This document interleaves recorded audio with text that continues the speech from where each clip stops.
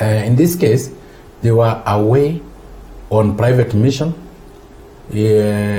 over the weekend. And if they are away on private mission over the weekend and they did not miss 8 consecutive sittings, then they have not broken any law. And for one arm of the government to decide that let us take an initiative, because those are members who represent Northern Kenya.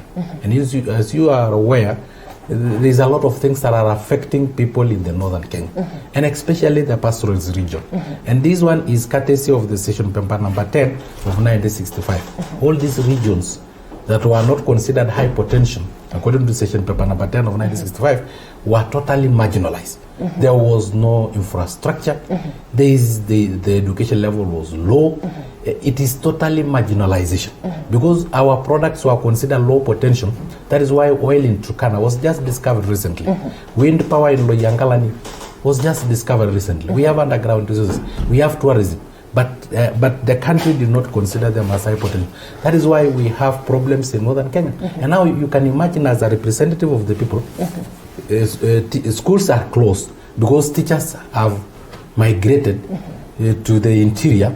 They have now divided the country to locals and non-local, meaning there is local teachers who can die, whatever they can do, they can be killed by Al-Shabaab, and then there is the non-local teachers who their lives is so precious, simply because they come from high potential area that were considered by session paper number 10 of 1965 as high potential. So surely putting yourself in the shoes of those members of parliament who represent do you not think that maybe the visit itself is sensitive, considering the relationship currently between Somalia and Kenya? Because we received a letter from Somalia the other day, and they were talking about Kenya abusing their sovereignty somehow.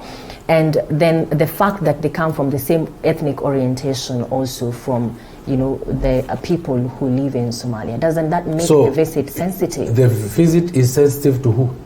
Well, to the relationship between Kenya and Somalia, because right now it can be looked at and as the relationship between Kenya and Somalia means the relationship between also Northern Kenya, and because it's as if we are equating Northern Kenya as not part of Kenya. Right. But Northern Kenya is part and parcel of this country. Right. So, and they are the first line of defense.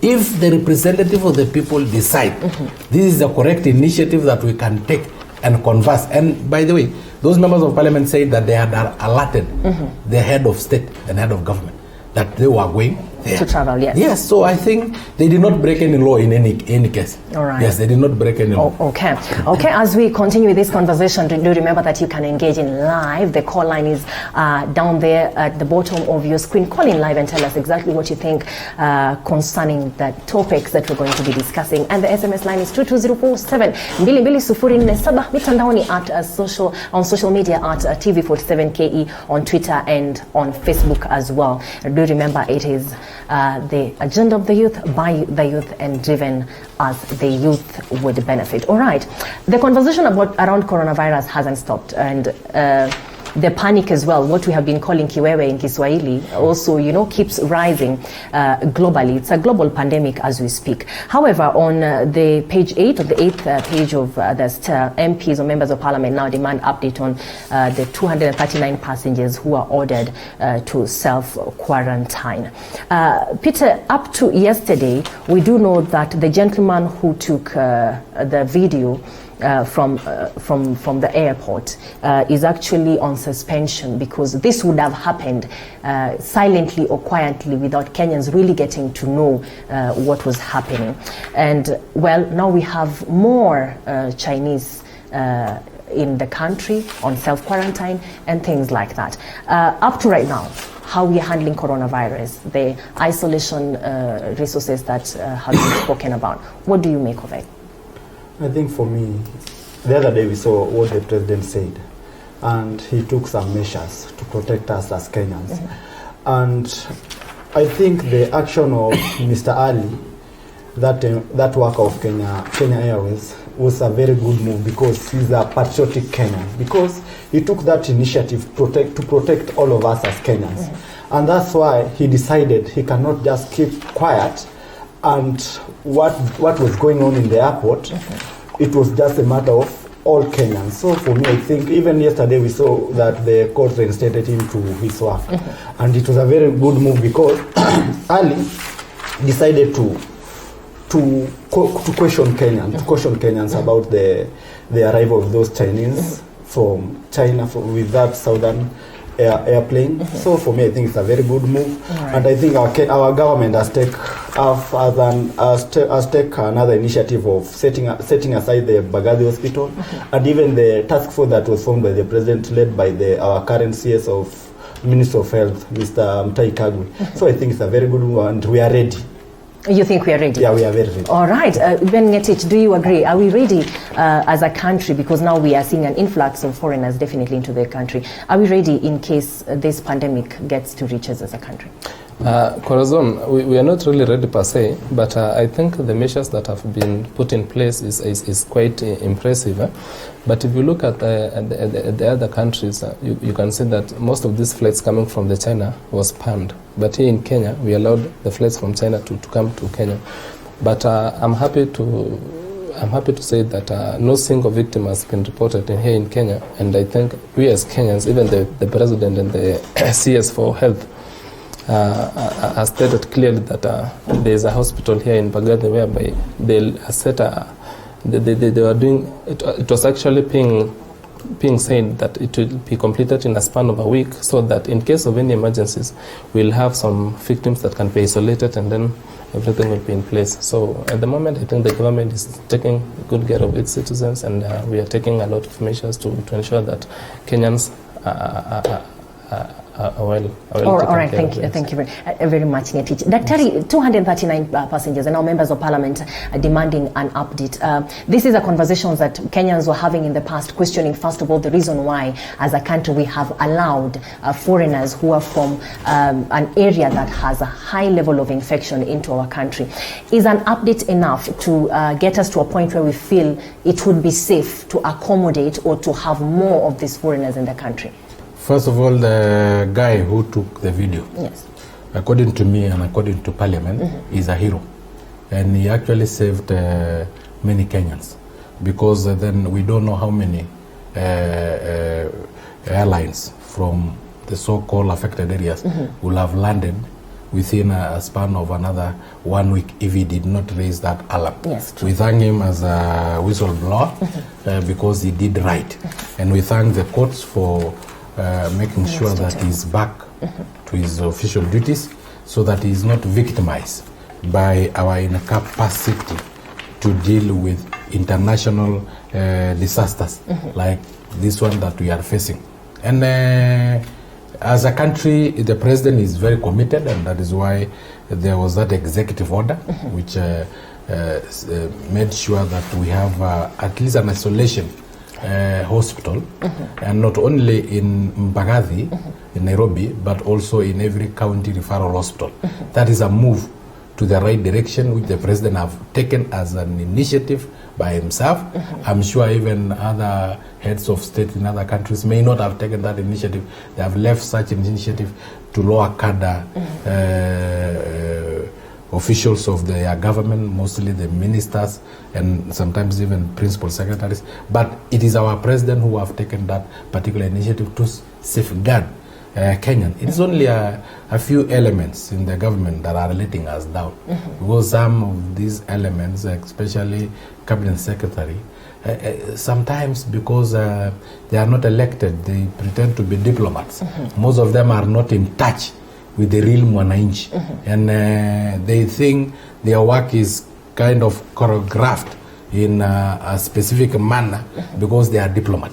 And that is why we actually, for us, a proposal in BBI is that let cabinet secretaries be members of parliament. They have touch with the wananchi. They represent people. You know, when you just sit in an office and you really lose touch with the wananchi, and that is why even a whole minister of transport can allow somebody to be suspended for raising an alarm, for letting Kenya know that they are at risk, because 239 passengers from high-risk area have entered the country, so that Kenyans can be able to protect themselves if the government cannot be able to protect. Because it is funny how the government find it very risky to bring back our students who are suffering in Wuhan, and find it easy to allow passengers from the same region to enter the country. All right. Sympathetic. In some cases, actually, other people who decided to look at it from another angle said because it was illegal, and the foundation for the suspension was that he actually broke a law. But again, Mheshimiwa, up to this point, with the number that is already in the country, number of people who came from highly infected regions in the country, why haven't we seen measures like maybe free face masks and awareness, highly charged sessions of awareness going on in the country? Because isn't it possible that self-quarantine might not be sufficient? That is what we are saying. And when you say that the fellow had broken the law, which law? You know, of course they may be having their own policies and so on, but I sit in parliament. We make laws. That guy have not broken any act of parliament or any law. Their policies notwithstanding. This is an international emergency. Everybody is scared. It's not a national emergency. It's not a national disaster. It is an international disaster. Anybody who can give us information. That's why you are asking me, why is no creation of awareness? That was one way of creating awareness by that guy, that 239 fellows have entered this country, and they are from the high-risk area. No wonder he had his day in court, yes. Yes, to me I find it as he is a hero. Yeah, he's a whistleblower who have saved so many Kenyans, because then they will have allowed more Chinese aeroplanes to enter the country. But because of that single act of heroism, they have prevented, and that is why the court decided that they will suspend all aeroplanes entering Kenya. So he did a good thing. And as a country, surely sometimes these laws are made by human beings. Those little policies they make in Kenya Airways and Kenya Airport Authorities. Yes. Those are little policies which can be amended, can be broken, can be re-amended, you know. Of which you're insinuating laws can be broken, which might not be right. But I'm not insinuating laws can be broken. I'm insinuating that they can be amended. All right, to be suitable. How about the awareness? I mean, right now with the influx, because 239 plus more that maybe we do not know is a huge number. Self-quarantine might not be fully sufficient. Why do we not have a face mask for free? Why are we not seeing highly charged awareness on the streets of the country? There is no single case that have been tested positive in, and that's because in Kenya. That's because probably they're within quarantine. Thank you so much. Because you are creating awareness. You know, you are creating a lot of awareness. Because the initiative to protect ourselves begin from me and you. And that is why this panel is sitting here. And all of them are discussing coronavirus from a point of no. Yes? So already we are actually creating awareness. And I'm sure other media houses are doing. The social media is doing. That guy have done which type of awareness? No, but Dr. the question actually is how sufficient is self-quarantine? How do you trust human beings that much with such a critical element? That's why I told you, a disease is this self-quarantine was done by a CS who is a diplomat. And that is why I told you they don't have touch with human beings. They don't represent anybody anyway. They are just in office courtesy of an appointment by one single individual. They are only answerable to State House. They are not answerable to Kenyans. And that is why they can say anything. Because surely, self-quarantine in an international disaster, in a disease that is so contagious. You know, to me, that was just a joke from that particular CS. I think he did not know what he was talking. Let us forgive him. Ben Getich, I'll come to you again for the same. I know Dr. has opened it quite a bit. Do you not think that the period of self-quarantine actually should be around 2 weeks, and we still cannot be able to certainly deduce whether we have an infection or not? And can we trust self-quarantine enough, or shouldn't we have measures already out there just in case we turn out to have a case? Thank you, Corazon. First of all, Kenyans are not even aware of what self-quarantine is.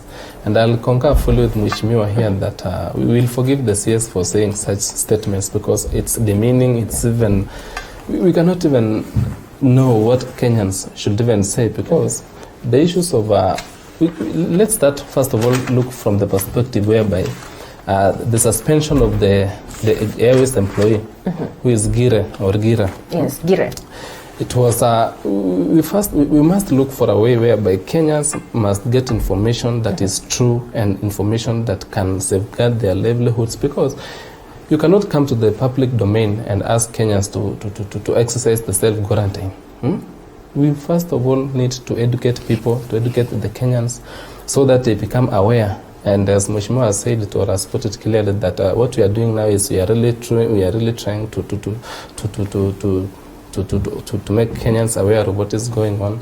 And this thing is, I think it will come to pass, and we are now happy that we've seen the government has put its effort to ensure that in case of any case is reported somewhere, there is a place whereby a Kenyan can be isolated and been taken care of, and that is an initiative whereby all the Kenyans will be safeguarded. All right. Okay. Peter Keroke, I don't know if you have anything to say about this. It's been exhausted. The Chinese in self-quarantine, Kenyans apparently are still safe, and we've had statements thrown about like there's no African who has died yet, you know, which we have called careless for the reason why, for reasons that are definitely medical. What do you have to say about this? Finally, let's move to another thing. For me, I think the only problem is the government has not took an initiative in creating self-awareness to the Kenyans, because you cannot tell me the government, the CS is talking about the self-quarantine, and again, so many Kenyans are not aware of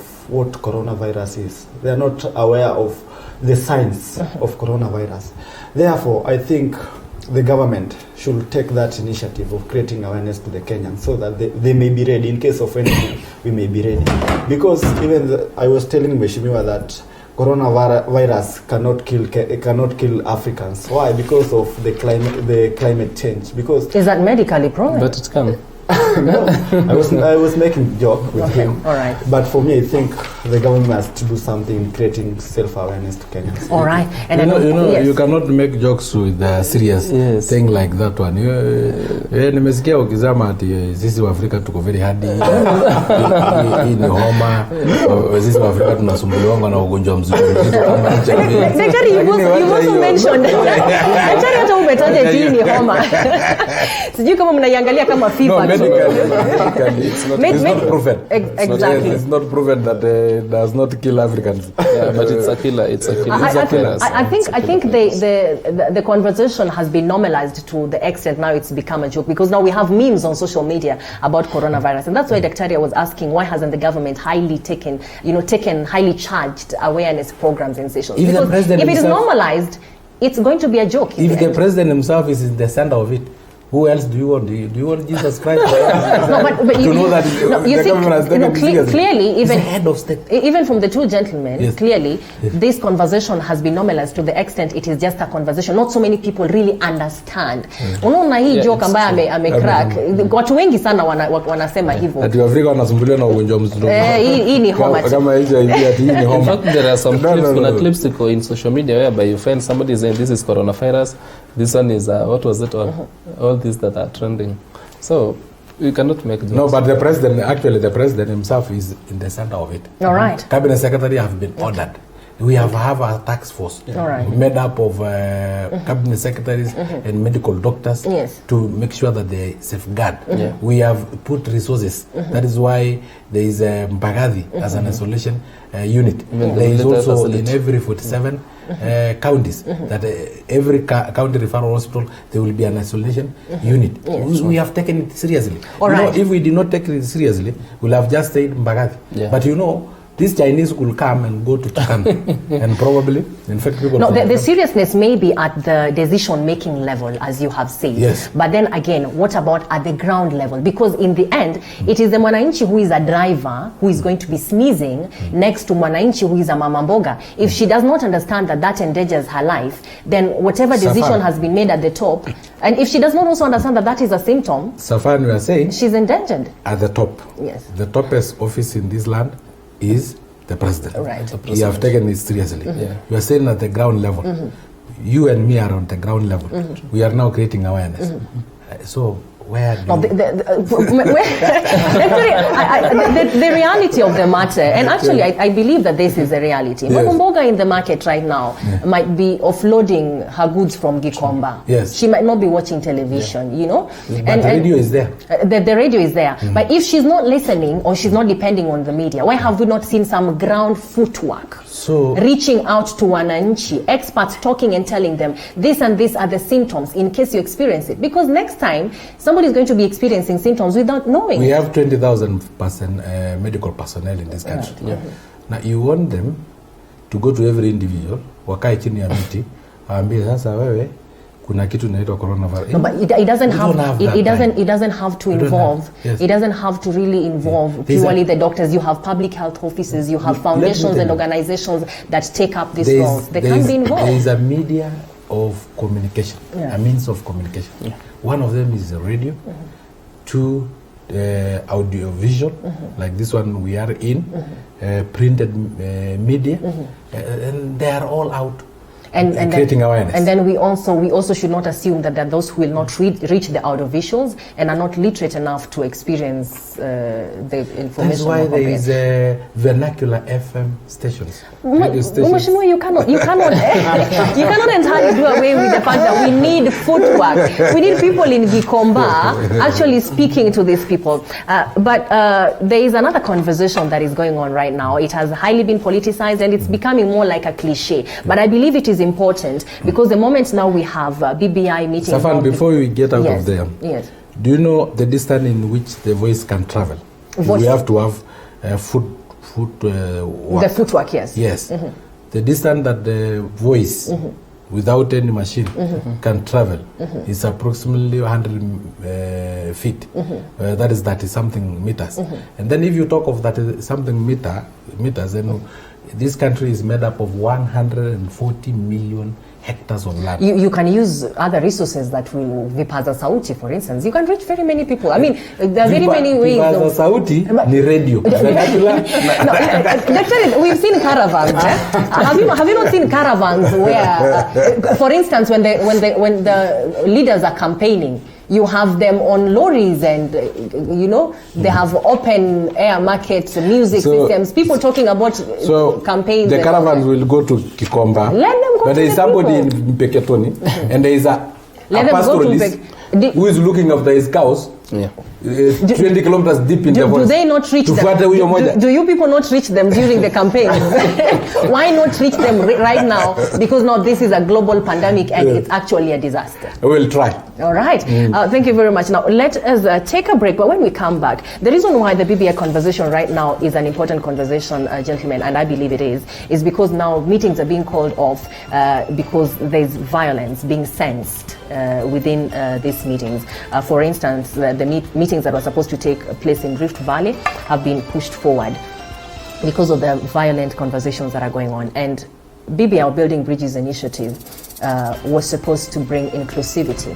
And if you read within it, there's a lot of ethics embedded within the whole conversation. It's supposed to be something that reconciles the country.